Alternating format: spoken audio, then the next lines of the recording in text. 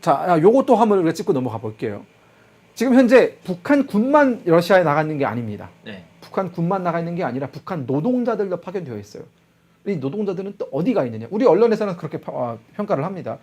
러시아가 많은 사람들 징집을 했기 때문에 그 사람들이 공장에서 일하다가 빈자리가 생겨서 그 빈자리를 채우러 북한 노동자가 들어간 건 아니냐라고 얘기를 합니다. 아니요, 그렇지 않습니다. 제가 파악하고 분석한 바에 따르면 이들이 지금 북한 노동자들이 파견되고 있는 지역은 제가 앞서 말씀드렸던 러시아가 우크라이나로부터 빼앗은 그 땅들 있잖아요. 네. 20%에 달하는 우크라이나 전 우크라이나 영토에 그 재건 사업을 위해서 북한 노동자들을 파견하는 겁니다. 이것도 굉장히 위험한 거예요. 왜냐하면 그곳은 우크라이나가 늘 되찾아야 되는 곳이라고 호시탐탐 노리고 있는 곳이거든요. 하루에도 50번, 60번씩 드론이 날아다니는 곳입니다. 그 드론이 그냥 정찰만 합니까? 요즘 우크라이나 드론 보셨잖아요. 네. 폭탄 떨구고 막 그냥 아주 정밀하게 정밀하게 네. 타격하지 않습니까? 그러면 그 노동자들의 목숨마저도 위태로운 겁니다. 거기 왜 사람이 비었겠어요? 위험하니까 러시아 사람들이 거기를 안 들어가는 거예요. 일하러 안 가는 겁니다. 그 위험한 곳에 지금 김정은은 자국 국민들을 밀어넣고 있는 거예요. 10,000명이 넘는 노동자들이 아마 파견되고 있을 거다라고 저는 추측을 하고 있고요. 네. 상당히 심각한 문제다. 우리가 지금 이것을 그냥 이렇게 매일 나오는 뉴스처럼 보고 넘어갈 게 아니라 지금 북한이 러시아를 향해서 하고 있는 이 모든 구애의 손짓들이 상당히 어떻게 보면 북한 주민들이 만약 이 모든 사실을 안다면 우리의 부모 형제 혹은 우리의 어떤 동생 친구들이 이런 전장에 나가서 아무런 어떤 의미 없이 이렇게 소모당하고 있다는 사실을 알게 된다면 북한이 과연 북한 주민들이 어떤 반응을 보일까? 저는 그것이 굉장히 궁금합니다. 자, 넘어가 보겠습니다. 자, 그러면 지금 러시아와 북한 사이의 관계가 어디까지 갈 거냐? 왜 여기까지 오게 됐느냐? 그리고 그러니까. 우리나라에 주는 함의가 무엇이냐? 자, 우리 한번 요거 좀 짚고 넘어가 보도록 하겠습니다. 푸틴과 김정은이 만난 게 얼마 안 됐어요. 몇 개월 안 됐습니다. 그 만났을 때, 자, 이 두 사람이죠. 푸틴과 김정은 두 사람이 만났을 때 맺은 조약이 있습니다. 전략적, 포괄적 동반자 협력입니다. 근데 이게 외교 관계에는요, 여러 단계가 있어요. 상호 관계라는 게 있고, 그 다음 전략적 관계라는 게 있고, 네. 포괄적 전략적 관계라는 게 있고, 그 다음 동맹 관계입니다. 동맹 관계. 동맹 관계는 지금 뭡니까? 우리와 미국이 하고 있는 관계가 동맹 관계죠. 네. 전략적 포괄적 동반자 협정은 동맹 관계 바로 아래 단계예요. 그래서 우리 그때 전문가들이 그러면 군사동맹까지는 가는 거 아니지 않느냐? 군사동맹이라고 얘기를 안 했다라고 했는데 사실상 그 협정 안에 들어가 있는 세부적인 내용을 보니까 이것들이 장난치는구나. 이것들이 이름은 군사동맹이라고 얘기를 안 했지만 안에 들어가 있는 내용은 이런 게 있었습니다. 두 국가 중 어느 하나라도 일방적으로 공격을 받게 될 경우 모든 수단을 동원하여 돕는다 라고 되어 있었습니다.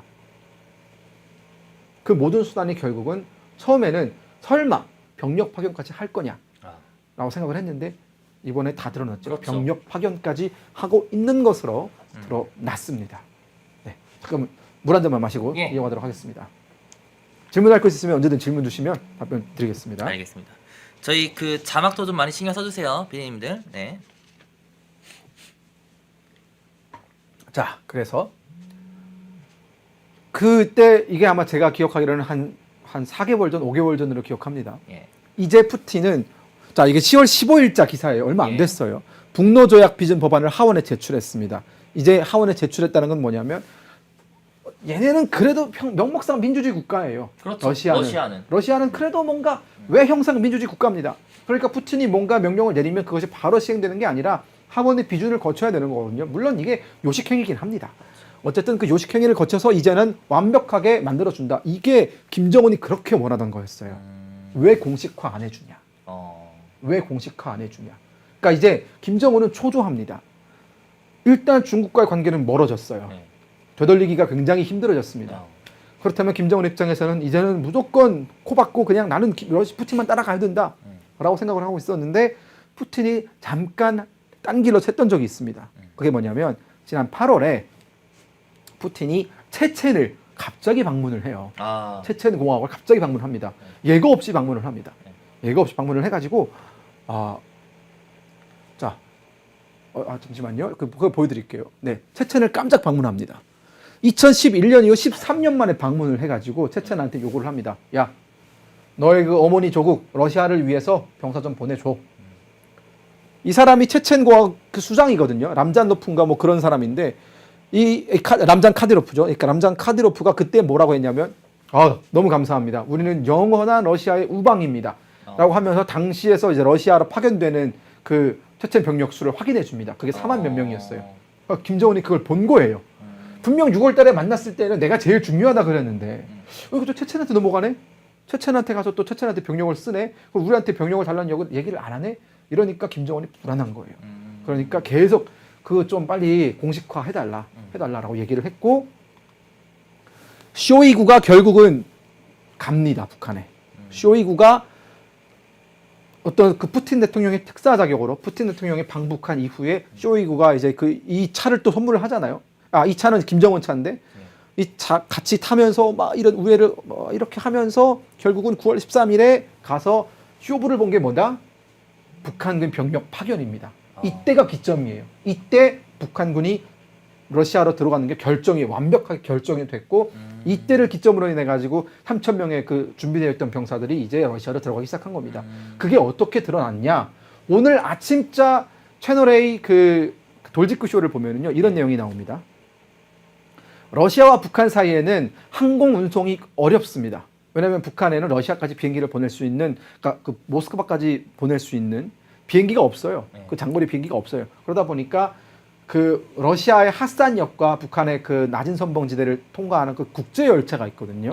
그 열차에 최근 몇 개월 동안 수많은 인력이 오고 갔다라는 것이 미 정보 당국에 파악이 됐습니다. 비행기로 못 가니까 기차로 이렇게 간 거예요? 그렇죠. 기차로 수많은 사람들이 싣고 나르는 기차와 그 사람들과 물자를 실어 나르는 장면이 딱 그 정보 자산에 포착이 된 겁니다. 그러면 이제 러시아는 발뺌을 못하죠. 미국이 어떤 나라입니까? 그렇죠. 러시아가 가지고 있는 정보 자산의 한 100배 정도의 수준의 퀄리티를 자랑하는 정보력을 가지고 있는 나라 아닙니까? 미국이죠. 이제 미국도 처음에는 젤렌스키가 북한군이 들어왔다라고 얘기했을 때 미국이 안 믿었어요. 에이 설마. 에이 젤렌스키 저 급하니까 저런 얘기하는 거 아니야? 라고 했는데 이렇게 정보 보고가 조금씩 들어가면서 맞구나 라고 얘기가 들어옵니다. 지금 그 러시아와 북한의 그 국경지대에 우루스크라는 제가 정확한 이름은 지금 방금 까먹었어요. 우수리스크라는 지역이 있습니다. 우수리스크라는 지역이 있는데 그 지역에 원래는 발해 영토였어요. 원래 발해 영토였던 우리 옛 대조영. 그렇죠. 원래 우리나라 영토죠. 그곳에는 군사기지가 있습니다. 극동 지역이에요. 거기가 시베리아 극동 지역이거든요. 거기서 지금 북한군이 훈련을 하고 있다라는 정보도 속속 들어오고 있습니다. 러시아 전쟁에 참여하려고. 그렇죠. 이게 왜 훈련이 필요하냐면 결정적인 이유가 있어요. 북한군은 러시아어를 못합니다. 전투를 하려면 그렇죠. 전투를 하려면 소통이 돼야 되잖아요. 야, 몇 시 방향에 누가 나타났다 얘기해야 되는데 북한 말로 아무리 떠들어봤자 러시아가 그걸 어떻게 합니까? 그러니까 지금 그 언어적인 측면도 지금 거기서 최대한 전투 용어들 이런 것도 가르치는 걸 가르치고 있다고 지금 정보 당국이 파악을 하고 있고요. 아마 이들이 몇 개월 후면은 그 전쟁 그 러시아가 지금 현재 전투를 치르고 있는 자포리자라든가 쿠르스크라든가 이런 최전방 지역으로 배치될 가능성이 상당히 높습니다. 이 체첸 공화국이요.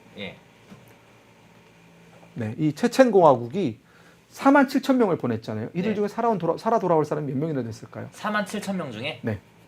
그래도 한 2만 명 정도는 돌아오지 않았을까요? 절반 정도는? 그 정도밖에 못 돌아왔습니다. 2만 명이 죽은 거예요. 그럼 체첸군이 주로 파견된 것이 어디냐? 마리우폴. 마리우폴이 우크라이나 러시아 전쟁 최초창기 때, 아주 초창기 때 가장 격전지였어요. 거기서만 수로 몇만 명이 죽었거든요. 그곳에 일선에 배치됐던 게 체첸 부대입니다. 그러니까 러시아는 이거 정말 나쁜 놈이에요.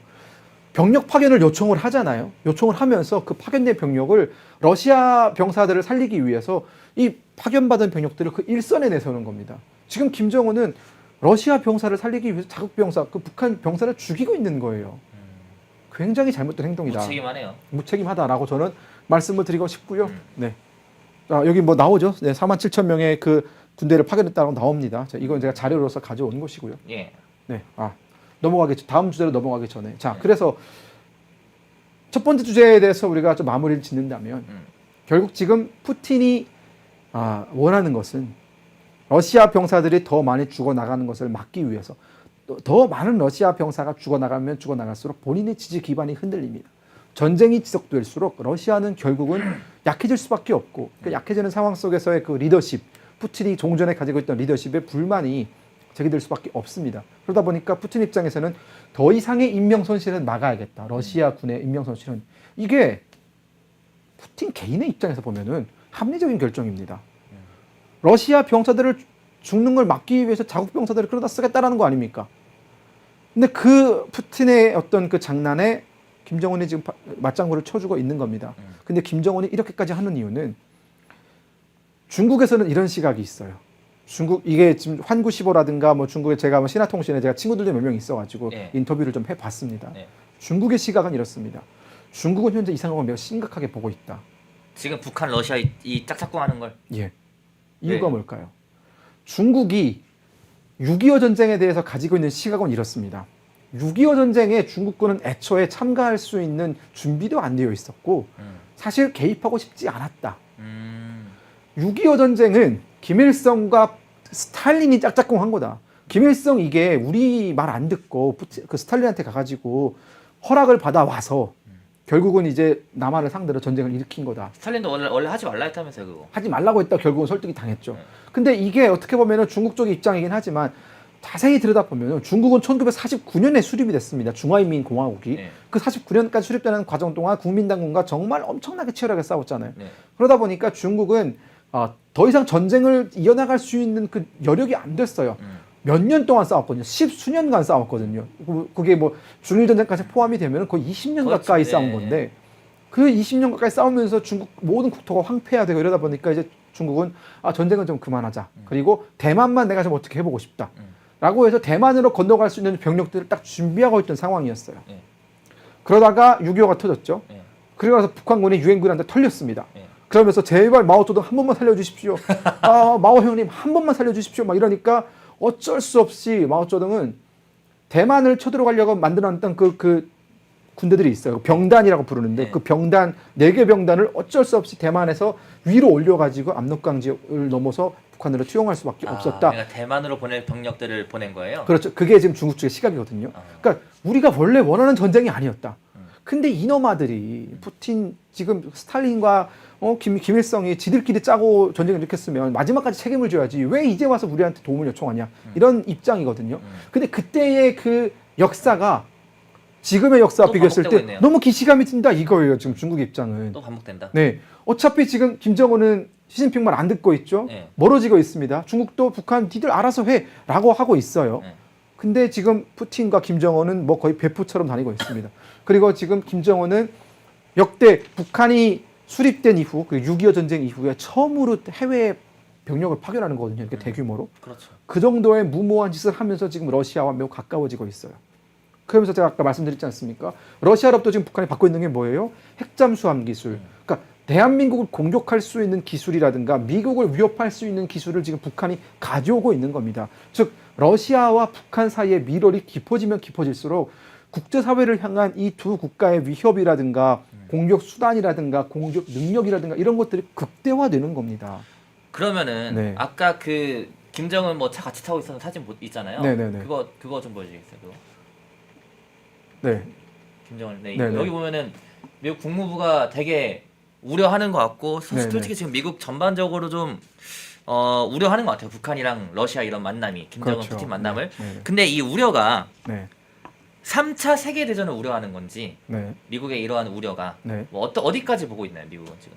미국이 우려하고 있는 것은 현재 북한이 가지고 있는 여러 가지 미국을 공격할 수 있는 수단들이 더 고도화되고 그리고 그것이 어떻게 보면은 북한이 협상용으로 지금까지는 그 지렛대로서 활용을 했었는데 이제 그게 아니라 실질적인 공격 능력을 갖추게 되는 것이 미국은 두려운 것이죠. 왜냐하면 지금 북한이 러시아로부터 받으려고 하는 것이 위성 기술이에요. 북한은 정찰 위성을 띄웠다라고는 하지만 굉장히 조악한 수준입니다. 우리 대학교 저기 어디 무슨 천문 동아리가 만들어도 만들 수 있는 그런 수준의 위성을 올렸어요. 네. 그 위성을 올려놓고 북한은 지금 마음에 안 드는 거죠. 시시각각으로 뭔가 더 들여다보고 싶은데 감시 자산을 자기들도 가지고 싶은데 그럴 능력을 가지고 있는 나라는 러시아입니다. 그러니까 러시아한테 그 위성 기술, 위성 발사 기술, 그리고 위성 그 자체의 기술, 광학 기술 이런 것들을 다 전수받고 싶은 겁니다. 근데 그렇게 되면은 지금 현재 한반도에서 한미 연합군이 북한에 대해서 우리가 우위를 가지고 있는 게 감시 능력이거든요. 우리는 북한 지역을 24시간 들여다볼 수 있고 매우 정밀하게 들여다볼 수 있는 능력을 가지고 있습니다. 하지만 북한은 그런 능력이 없죠. 그런 어떤 갭에서 오는 차이, 우리가 훨씬 더 많은 감시 장비를 가지고 있으니까 우리가 선제 타격을 할 수 있는 거예요. 그렇죠. 너희가 핵무기에 버튼을 올리는 거 우린 다 보고 있다. 버튼 올려봐. 우리 그럼 너희가 우리 버튼 올리자마자 그냥 아주 그냥 분질러 버리겠다라고 하는 것이 킬체인의 핵심 아닙니까? 예. 근데 북한도 만약 그런 능력을 갖게 된다면, 감시 능력을 갖게 된다면 그럼 우리가 가지고 있는 능력이 사실 어드밴티지가 이제 어드밴티지가 사라지는 거죠. 그렇죠. 어떤 전략상 우리가 남보다 하나 더 큰 걸 가지고 있어야 우위가 그렇죠. 생기는 거지. 똑같은 거 가지고 있으면 그게 무슨 우위입니까? 그렇기 때문에 지금 북한과 어떤 그 한반도에서의 그 안보상의 그 여러 가지 그 관계가 미국이 생각하지 못하는 방향으로 갈 수도 있다는 겁니다. 마찬가지로 핵 잠수함 기술, 핵 잠수함을 보유하고 있는 나라가 전 세계에 몇 개 안 돼요. 영국이라든가 중국이라든가 러시아라든가 미국이라든가 프랑스 요 정도입니다. 일본도 없나요? 일본도 핵 잠수함 없습니다. 일본은 핵 잠수함 만들 수가 없어요. 네. 근데 북한은 얼마 전에 공격 핵 잠수함을 만들었습니다. 그 뭐냐면 핵 잠수함이라는 건 여러분 핵 원료를 통해서 예전에 디젤 엔진이나 뭐 가스터빈이나 이런 뭐 그런 게 아니라 하이브리드가 아니라 핵 원료를 사용을 해서 움직일 수 있는 거예요. 핵 잠수함. 그렇기 때문에 이 핵 원료를 사용하게 되면은 그 공기불여 장치가 필요가 없습니다. 그게 뭐냐면 밖으로 나올 필요가 없어요. 디젤 잠수함은 아무리 길어도 우리 장보고급 잠수함이라 할지라도 한 20일에 한 번씩은 밖으로 나와서 공기를 순환해 줘야 됩니다. 네. 근데 핵 잠수함은 그럴 필요가 없어요. 핵 연료를 가정해서 모든 순환 시스템을 알아서 자동으로 만들 수 있거든요. 네. 최장 기간 6개월까지도 바닷속에 있을 수 있습니다. 보급만 유지가 된다면. 어. 그 말은 북한군 잠수함이 핵 잠수함이 만약 한 번 태평양으로 나와가지고 6개월 동안 어디를 떠돌아다녀도 미국은 파악을 못하는 겁니다. 핵 잠수함은 핵 원료를 사용하기 때문에 굉장히 조용해요. 북한 잠수함 별명이 뭔지 아십니까? 그 예전에 군대에서 배웠는데 이거. 바닷속의 경운기예요. 예. 디젤 잠수함은 소리가 너무 커요. 예. 쾅쾅쾅쾅쾅쾅 하기 때문에 미국은 다 들리죠. 너 거기 있니? 다 아는 겁니다. 너 거기 지나가는구나. 잘 가라. 네. 아는 건데 핵 잠수함은 소리가 거의 없습니다. 어. 그러면 모르는 거예요. 그 핵 잠수함에다가 뭘 얻느냐도 굉장히 중요한데 지금 북한은 잠수함에서 발사할 수 있는 미사일 SLBM이라고 하죠. 이 SLBM 개발을 다 마쳤습니다.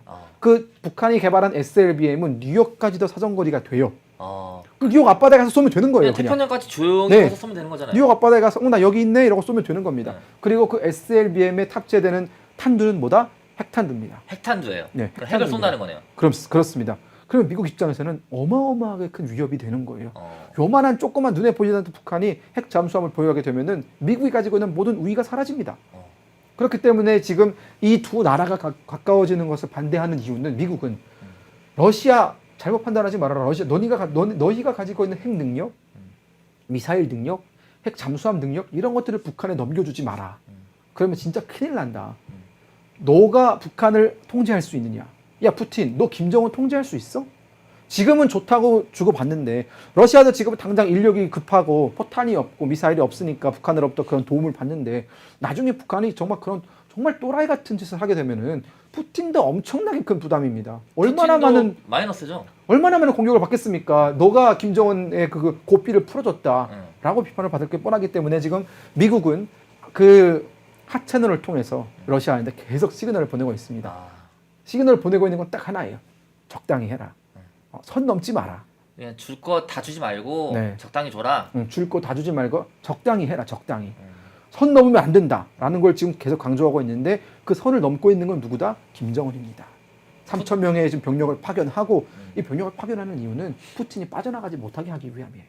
이런 거죠. 명분 있지 않습니까? 나는 우리 이렇게 이 정도까지 했다. 너희를 위해서 피를 흘렸다. 다 줘라. 피를 흘렸으니 몇만 명 잃었다.